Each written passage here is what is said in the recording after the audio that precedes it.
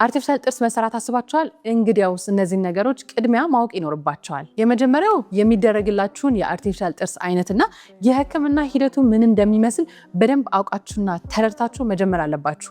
ይህንን የምላችሁ አንዳንድ ጊዜ ወደ እኔ የህክምና ቦታ የሚመጡ ታካሚዎች ምን አይነት ህክምና እንዳሳለፉና ምን አይነት የአርቲፊሻል ጥርስ እንዳደረጉ ምንም እውቀቱ የላቸውም።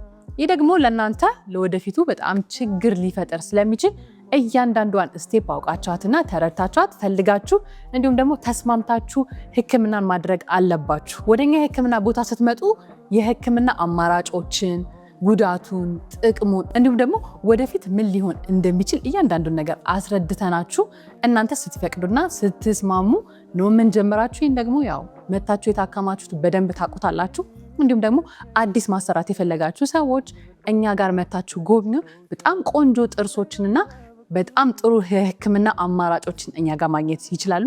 አዲሱን ሴንተራችንን መጎብኘት ከፈለጋችሁ ቦሌ ከሀያት ሆስፒታል ጀርባ እንዲሁም ከፕላቲኒየም ጂም ጀርባ ቦሌ ኬኬር 4ኛ ፎቅ ላይ ያገኙናል። እናመሰግናለን።